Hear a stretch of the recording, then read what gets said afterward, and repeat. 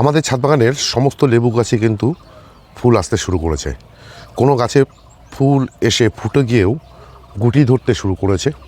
আবার কোনো কোনো লেবু গাছের সবেমাত্র কুড়ি আসতে শুরু করেছে। তার মধ্যে অনেকেরই লেবু গাছের ফুল আসার পর ফুলগুলো ঝরে পড়ছে বা গুটি সেট হতে শুরু করতেই গুটি ঝরে পড়ছে। কেন গুটি ঝরে পড়ছে বা কেন ফুলগুলো ঝরে পড়ছে সেটা নিয়েই আজকের ভিডিও। নমস্কার, আমি দেবজ্যোতি কুচবিহার থেকে, আর আপনারা দেখছেন রান্তুর ছাদ বাগান। প্রতিদিনের অভ্যাস মতো আজও চলে এসেছি একটি ভিডিও নিয়ে।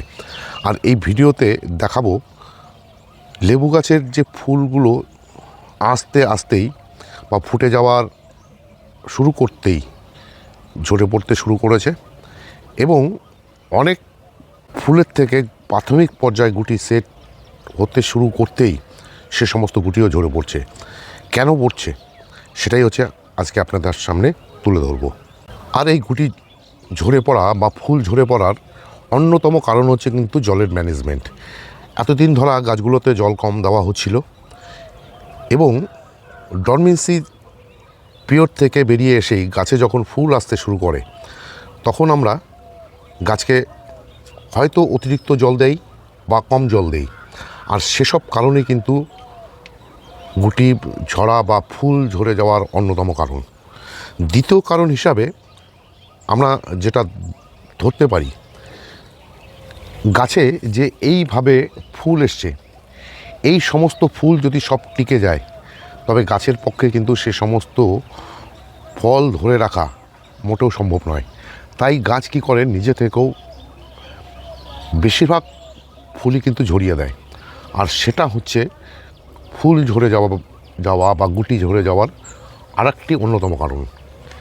এছাড়া যেটা হয় বা যে কারণে ফুল বা গুটি ঝরে পড়ে তার অন্যতম কারণ হচ্ছে নিউট্রিশনের অভাব।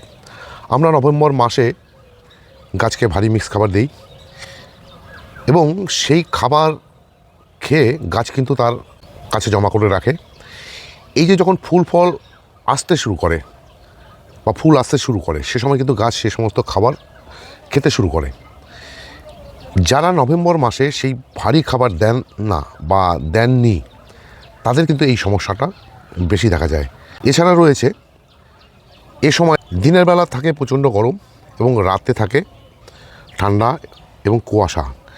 এই যে ওয়েদারের তারতম্য, এই ওয়েদারের তারতম্যের ফলেও কিন্তু ফুল ঝরে যাওয়া বা গুটি ঝরে যাওয়ার আরেকটি অন্যতম কারণ। ফুলের থেকে যেই গুটি ধরতে শুরু করে সে সময় এই যে ছোট ছোট গুটিগুলো প্রথম পর্যায়ে সেগুলো ঝরে পড়ে। তার অন্যতম কারণ হচ্ছে কিন্তু পলিনেশন। গাছের ফুলগুলোতে যদি ঠিক মতন পলিনেশন হতে না পারে তাহলে কিন্তু গাছের মধ্যে যে গুটিগুলো তৈরি হতে শুরু করে, ঠিক মতন পলিনেশন না হওয়ার কারণে কিন্তু সেই সমস্ত গুটিগুলি ঝরতে শুরু করে। এছাড়া আরেকটি কারণে হয়, আমরা কি করি, ভুল পরিচর্যার মাধ্যমে গাছে যখন ফুল আসে বা ফুল ফোটে সে সময় ফাঙ্গিসাইড বা কীটনাশক প্রয়োগ করে ফেলি। তাহলে কিন্তু যে সমস্ত পোকামাকড় এই পরাগ মিলনে সাহায্য করে থাকে ফুলকে, সে সমস্ত পোকামাকড়রা কিন্তু কীটনাশকের গন্ধে বা কীটনাশকের জন্য, ফাঙ্গিসাইডের জন্য ফুলের কাছে ঘেঁষে না, এবং ঠিক মতন পরাগ মিলন না হওয়ার কারণে কিন্তু সে সমস্ত ফুলগুলো বা গুটিগুলো ঝরে পড়ে। এই ফুলগুলো ঝরে পড়ার আরও একটি কারণ রয়েছে, সেটা যদি গাছের মধ্যে রোগ পোকা লেগে থাকে। যেমন হচ্ছে পোকার ক্ষেত্রে এ সময় ছোট ছোট পোকারা, মানে চোষক পোকারা যদি ফুলের মধ্যে এসে এই ফুলের থেকে রস চুষে নেয় তাহলে কিন্তু সে সমস্ত ফুল অটোমেটিকই ঝরে পড়ে। এছাড়া অনেক সময় গাছের মধ্যে ডাইব্যাক যদি দেখা দেয় বা শেকড় যদি নষ্ট থাকে, মানে দীর্ঘদিন জল কম দেওয়ার ফলে বেশি জল বা কম জল দেওয়ার কারণে শেকড়ের মধ্যে কিন্তু ফাঙ্গাস জন্ম নেয় এবং তার থেকে ডাইব্যাক শুরু হয়। সেই ডাইব্যাকের কারণেও কিন্তু ফুলগুলো বা গুটিগুলো ঝরে পড়ে। এই যে এতগুলো কারণের জন্য লেবু গাছের ফুল বা গুটি ধরলেও সে সমস্ত গুটি ঝরে পড়ে, কি করে সমাধান করতে পারি?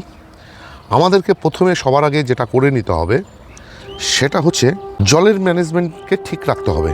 সেটা হচ্ছে এই যে টবের মাটি দেখছেন, এই যে মাটিতে ময়েশ্চার, এরকম ময়েশ্চার যেন সবসময় থাকে সেটাকে খেয়াল রাখতে হবে, সেটাকে দেখতে হবে।